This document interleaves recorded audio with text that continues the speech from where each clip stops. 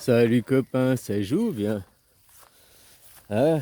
Retour à la précarité du travail, encore esclave ou à nouveau esclave, retour à l'esclavagisme, hein? Sous couvert d'un autre emballage, quoi.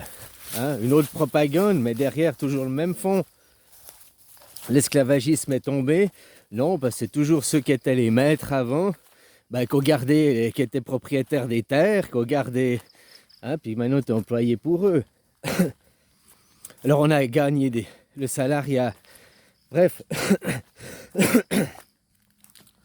Aujourd'hui, partout, c'est Attali, hein, Jacques Attali qui te le dit, ils sont en train de prévoir de faire comme les taxis Uber, de ubériser tous les secteurs d'activité.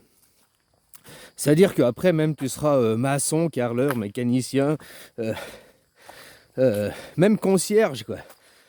Ce sera tout du Uber. Alors le Uber, t'es payé à l'appel, c'est du travail à l'appel, hein, quelque part.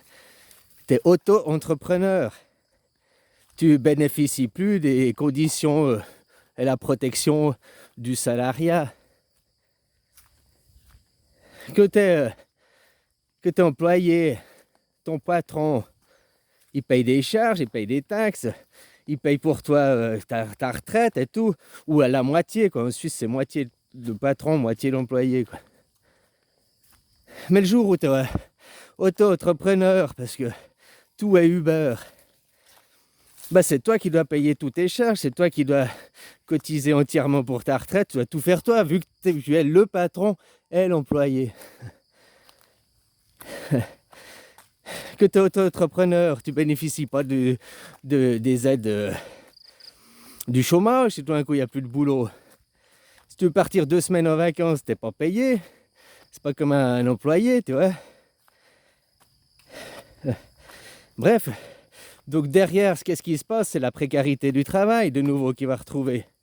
Si toi, en tant qu'employé, si pendant 3 jours, il n'y a pas de travail, bon, tu vas quand même au boulot, tu es quand même payé. C'est que l'autre entrepreneur Uber, s'il n'a pas de course, tu vois, avant, ceux qui travaillaient pour une chose, des compagnies de taxi, le mec, il livrait un client ou il livrait 100 par jour, il était payé le même prix, quoi. Oh, peut-être il y avait... Mais tu dis que là, Uber, ils vont se battre aussi pour avoir la meilleure place. C'est moi qui vais être à la gare, il y a plus de clients. Non, c'est moi.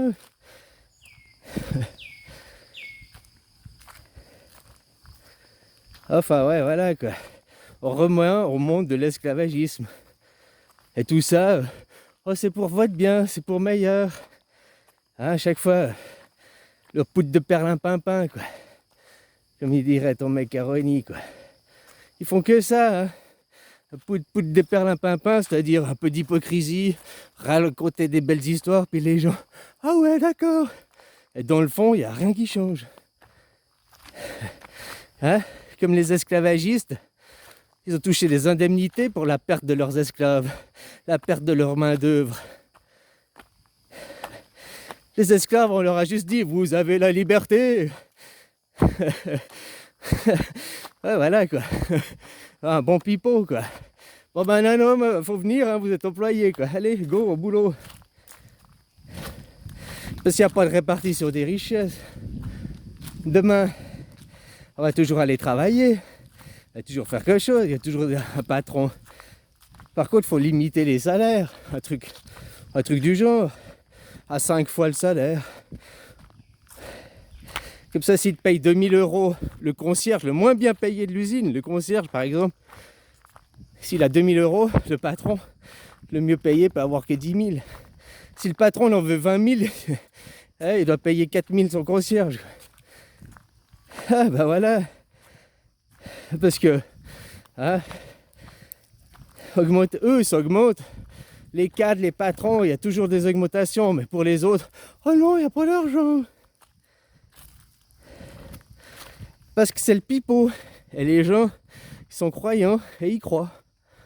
Quand on te dit non, un cadre supérieur a plus de valeur dans une entreprise que le concierge, parce qu'il rapporte plus à l'entreprise, le cadre supérieur rapporte plus de valeur, rapporte plus de sous que le concierge.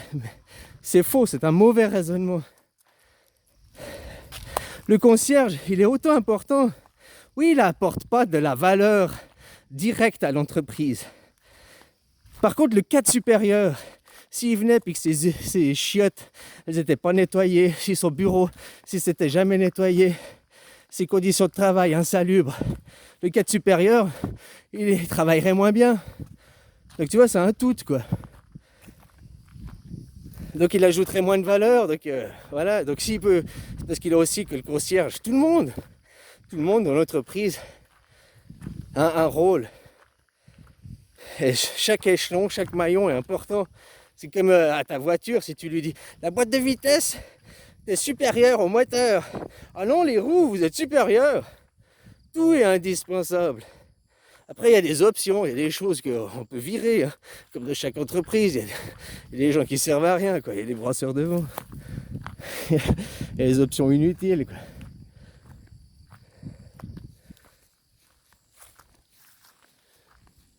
Voilà, alors on est en train de gentiment retourner à un monde de l'esclavage, même qu'on n'en est pas sorti, parce que ceux qui étaient les seigneurs avant sont restés les propriétaires de terre, les propriétaires de richesses et tout.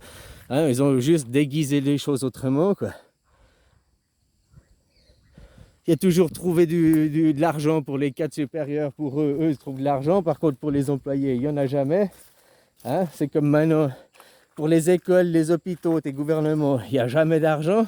Par contre, pour trouver des milliards pour l'Ukraine, ah ben tiens, on a des sous. Hein? Alors voilà, quoi. Je disais, les esclavagistes ont touché des subsides, ont touché des sous pour la perte de leurs esclaves. Les esclaves n'ont rien touché, ils ont juste eu le droit de dire on est libre, on n'est plus esclaves, nous sommes des employés. Alors, ils n'étaient pas employés comme maintenant, il y a des statuts que nos ancêtres ont gagnés, et maintenant tout est en train de se perdre.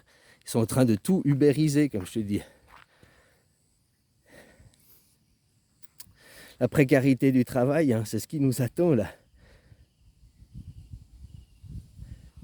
Et c'est derrière que ils veulent faire tomber les nations. Maintenant, pourquoi les gens, oh, fuck système, no système. C'est pas le système, c'est les gens qui utilisent le système qui sont défaillants. Enfin, défaillants. Non, ça dépend pour qui. Hein, ça dépend qu'est-ce que tu veux regarder et tout. Voilà, pour les gens qui sont censés protéger et aider, ils sont défaillants. Tu vois, même que certains, ils vont voter. Normalement, les députés sont censés élire des gens. Et on n'a rien à foutre que ce soit Marine Le Pen ou n'importe qui donne l'idée. Si l'idée est bonne, elle doit être à prendre. Et eux, ils vont dire non, on ne veut pas l'idée parce qu'elle vient de elle ou de lui. Mais on s'en fout de qui ça vient. La politique, c'est de travailler pour les gens, pour le mieux de l'État. On s'en foutant des gens et de qui ça vient, l'idée. L'essentiel, c'est que l'idée soit bonne. Tiens, je vais poser une question parce que j'entends beaucoup, ils sont ouais, Trump. Et c'est même, quand il y avait l'élection avec Macron, ils étaient anti-Marine Le Pen, non, il faut faire barrage. Macron, Marine Le Pen, et puis Trump, c'est les mêmes. Hein. Trump, c'est l'extrême droite là-bas. En France, il correspond à Marine Le Pen. Alors pourquoi tu n'as pas voté Marine Le Pen et puis maintenant tu es pro-Trump là-bas? Je pose juste la question, quoi. De ton pays, l'extrême droite, c'est non, surtout pas Marine, hein, qui maintenant a un discours de gauche, quoi. Et maintenant, Marine, en fait, elle est à gauche, quoi. Mais bon, hein, quand on sort des préjugés puis qu'on écoute les discours, quoi. Mais les gens étaient là, non, Marine, on veut surtout pas l'extrême droite, parce qu'ils sont encore dans des préjugés, sont encore des cases, des stéréotypes, quoi. Mais maintenant, ils sont, oui, Trump. Trump, il est contre l'État profond. C'est un pro-sioniste. Trump, il va nous aider, nous les gueux. C'est un milliardaire.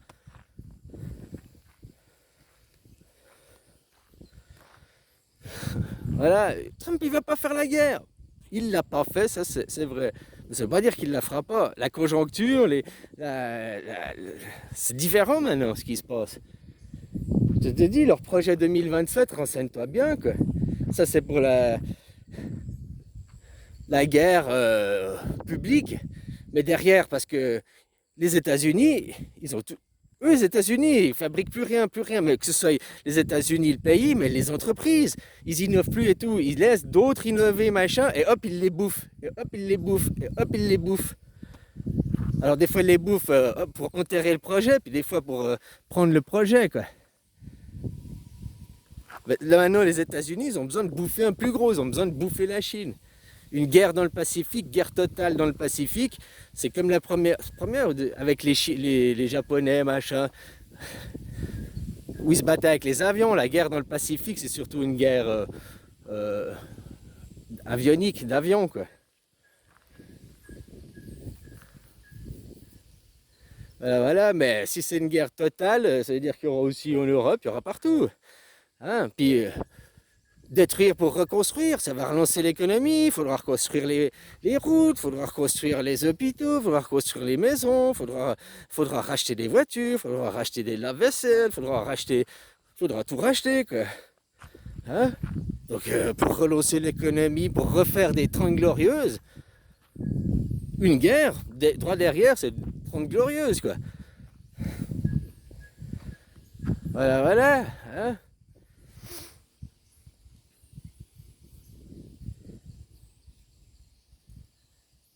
C'est jamais ces gens dirigeants, c'est toujours une guerre de caste, hein, les riches contre qui veulent nous dominer.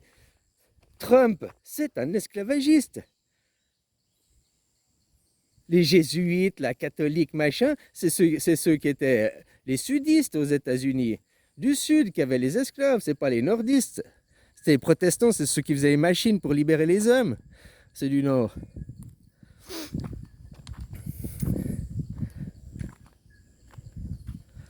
Tu vois, Trump, il aurait pu tomber pour à peu près les mêmes choses que Puff Daddy, quoi. Peut-être moins pire, mais dans les mêmes trucs, quoi. Avec ses casinos et ses trucs de... Pourquoi ils l'ont jamais fait tomber? Parce qu'ils, comme ça, ils ont une mainmise sur lui pour le contrôler. C'est ceux que tu vois président, ceux que tu vois en show télé, ils font partie des gens de l'ombre, mais c'est les capots, c'est les petits capots, c'est ceux du bas de l'échelle de la pyramide. Dans la mafia, c'est les capots. Le parrain et tout, il reste dans sa maison, il est derrière, tu vois. Tu le vois pas souvent dans les affaires. C'est pas lui qui s'occupe de la petite besogne, quoi, je veux dire. La petite besogne, ceux qui vont racketter, ceux qui vont faire les petits capots là, avec leur équipe. Ben, c'est ceux qui vont aux élections, c'est ceux qui vont se présenter comme candidats, c'est les petits capots avec leur équipe, ça. Dans un système mafieux, pour comprendre, c'est pas le parrain, c'est pas le boss, c'est un petit capot, c'est le bas de l'échelle, Trump, Macron et tout, quoi, c'est des petits capots. Enfin voilà, copain. Il faut demander une démocratie directe, il n'y a que ça. La démocratie ne fonctionne qu'avec une démocratie directe. Pour qu'une démocratie soit possible, ça veut dire que ça va avec un système anarchique. Oh non, l'anarchie, c'est pas le chaos, où on se tape tous dessus, machin, on est violent. Ça, c'est le chaos, c'est pas l'anarchie. Hein, faut arrêter de regarder les propagandes de la télé, Anarchy of Song. Hein. Game of Thrones, tu vois, la Terre, elle est plate. Hein, je l'ai vu à la télé dans Game of Thrones, c'est la réalité. J'ai vu un platiste qui disait ça, quoi. Mais putain, mec, je sais pas ce qu'il prend, c'est de la bonne, quoi. Ou il était bercé trop près du mur, lui. Hein. Il lui manquait quelques neurones, quoi. Il a des boulons entre qui manquent, quoi.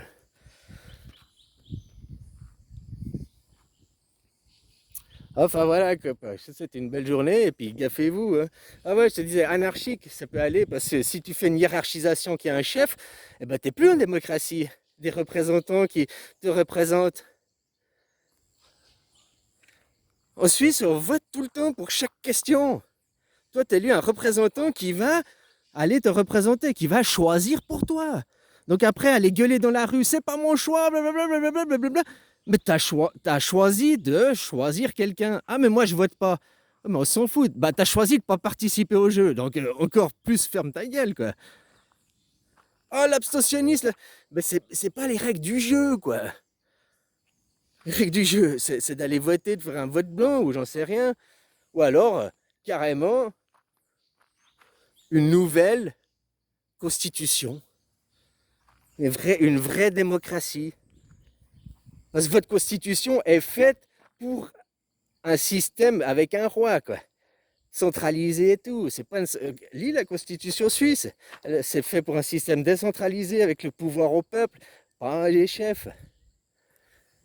Les mots, les articles, comme c'est écrit, c'est totalement différent. Voilà quoi. Donc tu l'apprends, puis au lieu de mettre Suisse, tu mets France, et puis voilà, tu as déjà une constitution. Et puis il faut une démocratie directe ne peut aller qu'avec une anarchie. Vu que c'est le peuple au pouvoir, il ne peut pas avoir de chef, puis choisir quelqu'un qui va choisir pour toi. T'es pas capable de choisir toi-même? Enfin voilà, copain, quoi. Hein? Et puis le polythéisme. La laïcité, on vous dit on a mais laïcité, ça va avec polythéisme. C'est accepter qu'il y ait des religions à titre privé. Mais la religion, c'est à titre privé, ça ne va pas dans le public. Comme ils font là-bas à Netanyahou, nous sommes les enfants de la lumière, au nom de la lumière. Ces gens-là, ils ont pour Dieu le diable. Ces gens ont pour Dieu le diable. Voilà quoi. Bon allez, bisous copains.